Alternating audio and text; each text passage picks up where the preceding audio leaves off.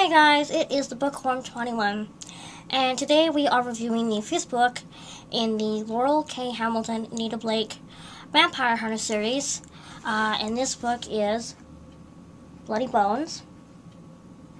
Okay. This book finds Anita traveling to Branson, Missouri to raise a group of zombies on this big, large piece of land that a law firm has to find out who the ancestors are on this land, who owned it. And the law firm says that it's, not this person's family, and the other person says it is. So she travels there, and she takes Larry, her kind of assistant slash student of zombie raising, with her. And we learn that Anita is afraid of flying. And Larry thinks it's just hilarious because here's Anita, this big tough vampire slayer, zombie raiser, and she's terrified of flying.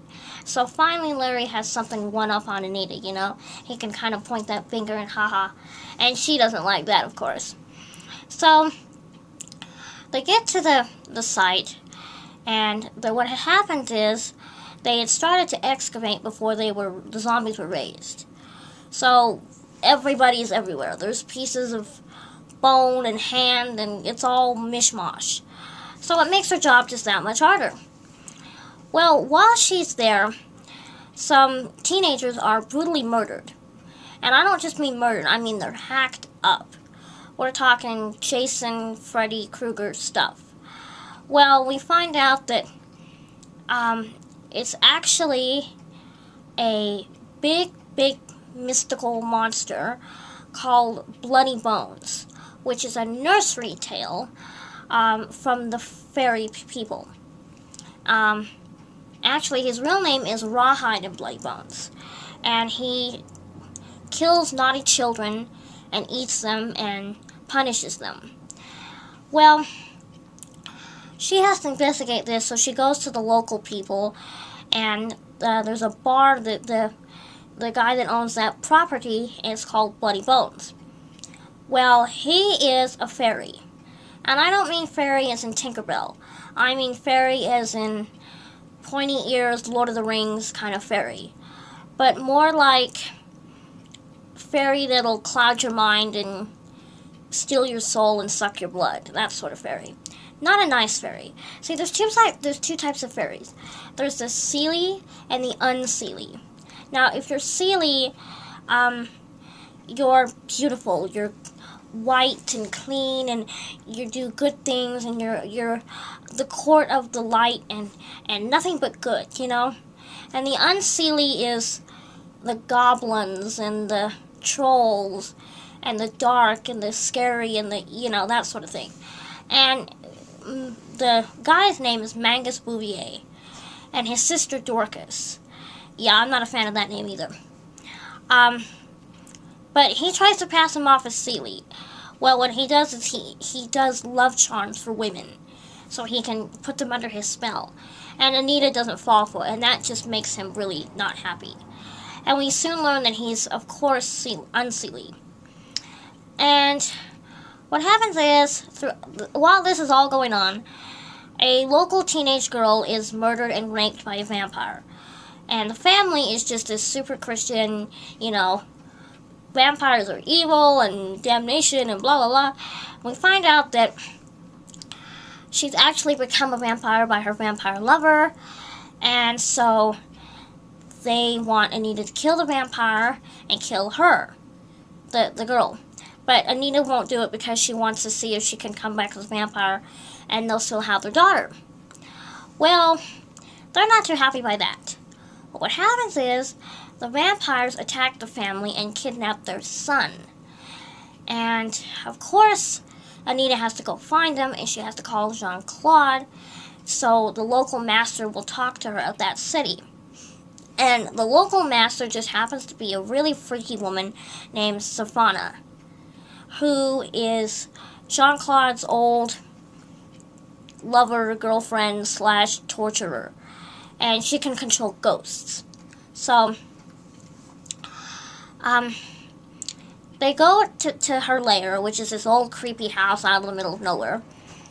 And while there, we learn that Serfana can make your deepest wish come true. And she kind of entrances Anita.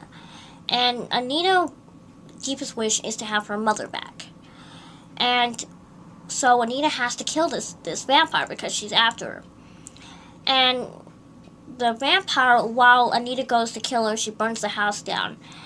Anita's mother, the vampire, gives the illusion of Anita's mother. So Anita has to relive her mother's death all over again, which is really, really tragic. I think it's the closest time Anita's ever came so far to completely being taken over by a vampire. It's really, really a good scene. So anyway, then we learn that the vampire that kidnapped the boy is a vampire pedophile who likes young boys. And, you can't be two kinds of monster. But apparently you can be a vampire and a pedophile. And the boy's name is Jeff. He doesn't make it. So, there's a piece of information. Spoiler alert.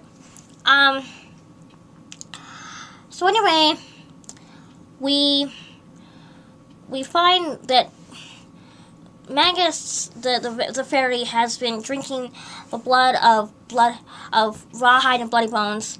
So Rawhide and Bloody Bones goes crazy, and there's this big scene, and they have to kill him, and they have to kill Magus. I won't tell you the ending because the ending is just too good to tell you. But we do see that Jean-Claude comes, of course.